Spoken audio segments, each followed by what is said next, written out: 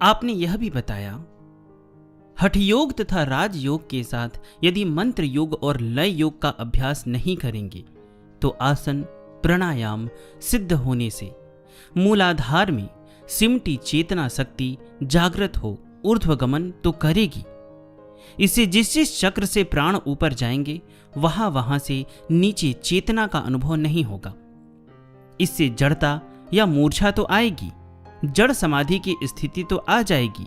कई दिनों महीनों इसी स्थिति में गड्ढे में जीवित पड़े भी रह सकते हैं, खूब चमत्कार भी कर सकते हैं, परंतु परम तत्व का बोध नहीं होगा। यह तो सांप की तरह अनिश्चित काल तक बिल में पड़े रहने की तरह ही होगा। इस कठोर प्रयत्न का परिणाम अहंकार के सिवाय कुछ नहीं होता। इसमें ना तो आत्म कल्याण होता है और न ही सुंदर समाज का निर्माण। अतः अनुभवी सद्गुरु के निर्देश तथा संरक्षण में रहते हुए यदि महायोग का अभ्यास किया जाए तो प्रभु कृपा से ज्ञान और भक्ति, बोध और प्रेम दोनों से परिपूर्ण समन्वय युक्त जीवन जीते हुए तत्व बोध को प्राप्त कर विमुक्त हुआ जा सकता है। सर्दियों में बाबा रामदास अल्मोड़ा से चले जाते और मैदानी स्थानों पर निर्जन जंगलों या शमशान भूमि में एकांतवास करते। इसी प्रकार इस बार बाबा बीकानेर के शमशान में रहते हुए गुरुदेव को महायोग के अभ्यास में सहायता करने लगे। बाबा इस विलक्षण युवा योगी को बहुत प्यार करते, दिन में भिक्षा मांगते और रात्रि निर्जन शमशान में अनंत चैतन्यानंद में निमग्न रहते। दोनों अलौकिक व लोकोत्तर अवस्था में रात्रि बिताते। एक दिन बाबा ने आपसे पूछा, भाई तुम रोटी क्यों नहीं खाते? आपने उत्तर दिया, मैंने सुना है कि सारे दोष अन्न में ही होते हैं और रोटी छोड़ने का एक कारण यह भी है। आज से 3 साल पहले की घटना है, जब मैं राजस्थान के कृष्णगढ़ नामक स्थान पर रह रहा था। कृष्णगढ़ को तब रूपनगर कहते थे। वह अजमेर के पास है। मैं दिन में एक बार बाहर निकलता था। दिन में एक बार जो कोई भी कुछ दे देता खा लेता था। संत कबीर की एक बात की, हर एक अवस्था में सत्संग अवश्य करना चाहिए, मैंने हमेशा अपनाए रखी। 2 आदमी हो या 4, सत्संग अवश्य करता। गीतानाथ का वचन वादः प्रवदतामहम मुझे सदा याद रहता। बीकानेर में भी दिन में एक बार बाहर निकलता, सत्संग करता और जो मिलता खा लेता। एक दिन एक सज्जन मुझे अपने घर भिक्षा के लिए ले गए। भिक्षा की और रात को सो गया। सोने के पश्चात बड़ा भयानक सपना देखा। सपने में मैं अपने घर पर हूं और अपने पिताजी को किसी बात पर गालियां दे रहा हूं। गालियों के साथ मैंने उन्हें पटक पटक कर खूब मारा।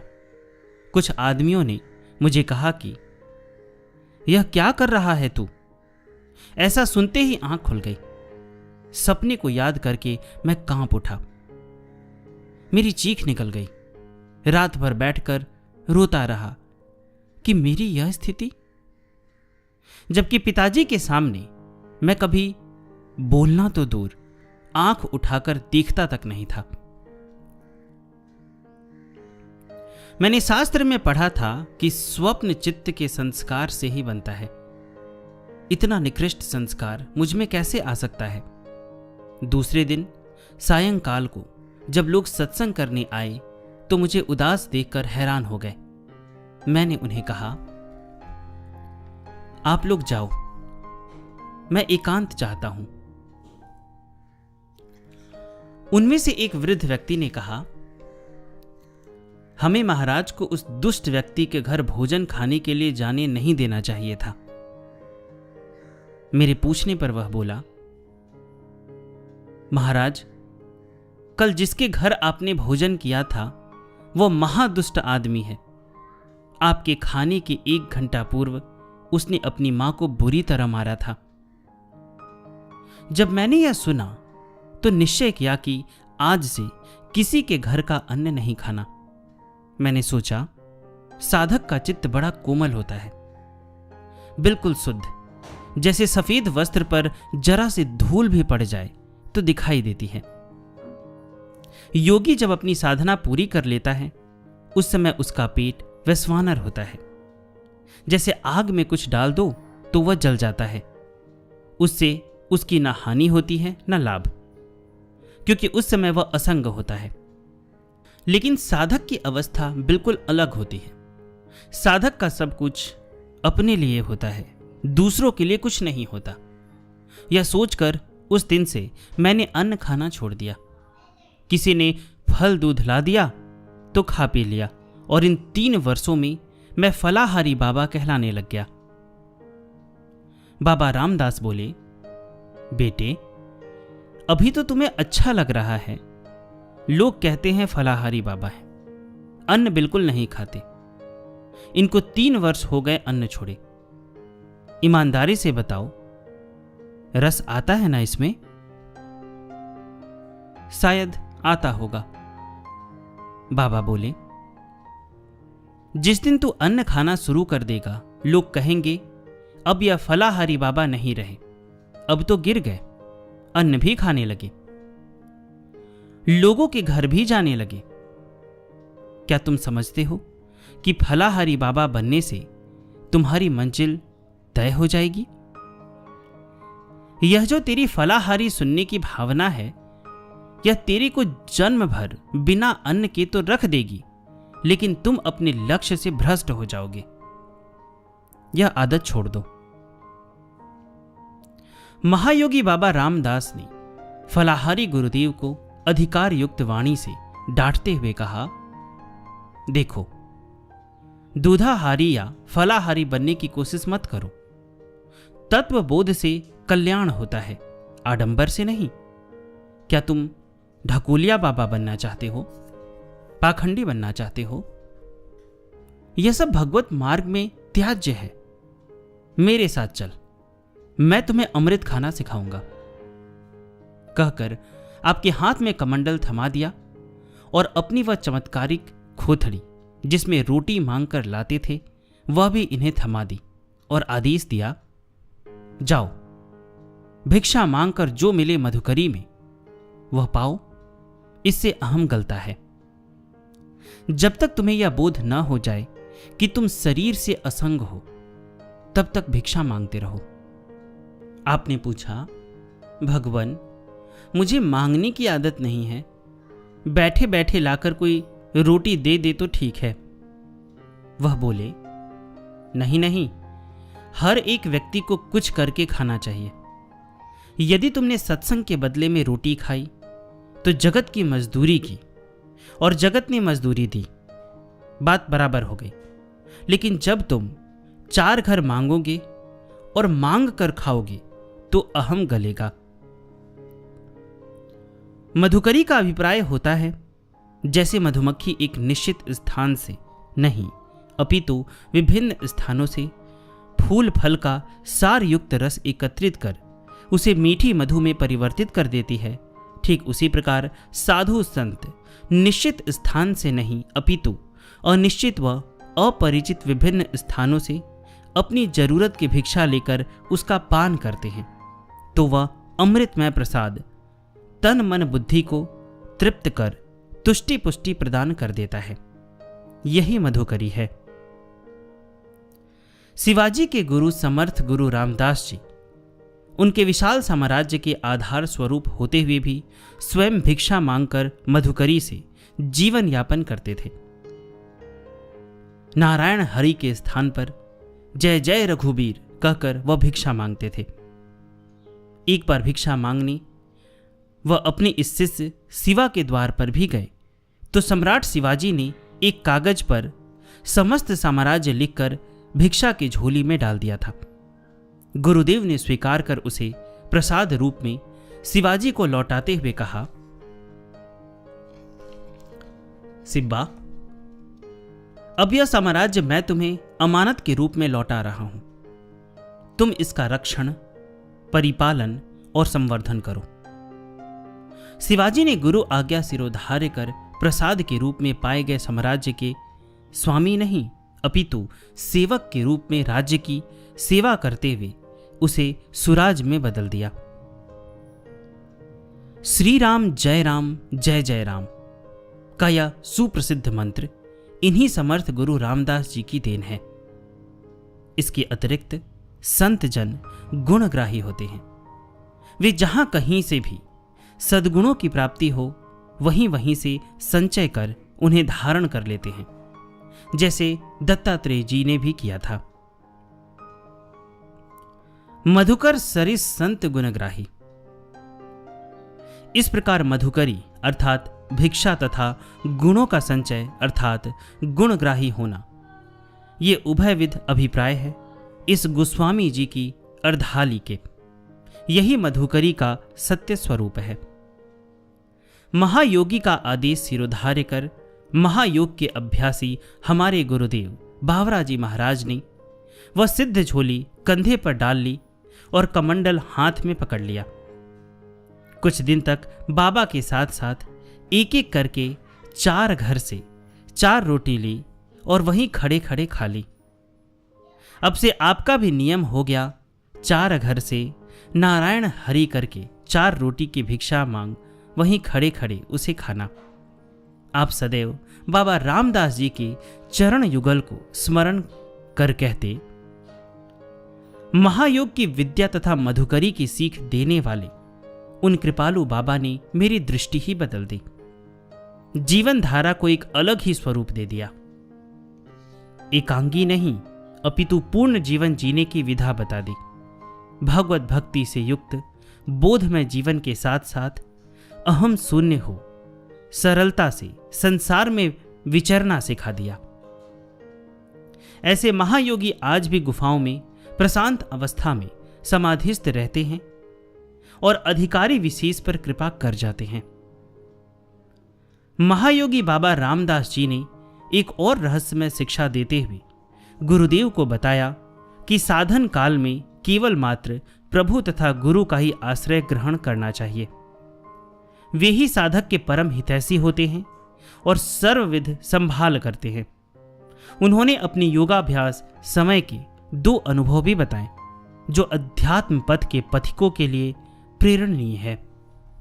एक बार योगाभ्यास करते समय प्राणायाम से गति बिगड़ गई और बाबा रामदास के पेट में असहनीय पीड़ा होने लगी।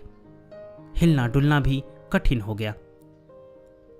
अल्मोड़ा की पहाड़ी चोटी पर बाबा एक गुफा में बनी कुटिया में एकांतवास कर रहे थे, अतः न वहां कोई जाता न ही वह कहीं जाते। अब किसे कहे? उन्होंने अपने गुरुदेव ओम बाबा को स्मरण किया, फिर प्रार्थना करने लगे, यदि गुरुदेव के श्री चरणों में मेरी सच्ची निष्ठा हो तो वह मुझे स्वस्थ करे, मेरी रक्षा करे। फिर नेत्र बंद कर आर्त भाव से प्रभु को पुकारा, हे प्रभु, यदि इस पहाड़ी पर आसपास कोई सिद्ध योगी विचरण कर रहे हो, कोई महान आत्मा विद्यमान हो, तो मुझे इस कष्ट से उबारे।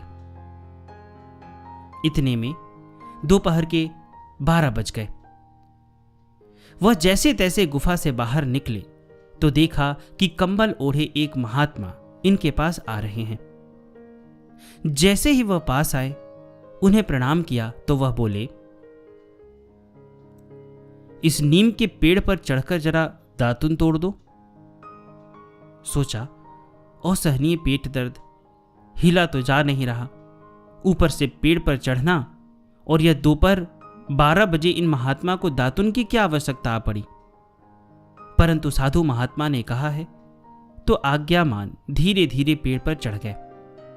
दातुन तोड़ने लगे तो वह महात्मा बोले, नहीं नहीं, यह नहीं, ऊपर चढ़ो और ऊपर चढ़ो और ऊपर, इससे भी ऊपर।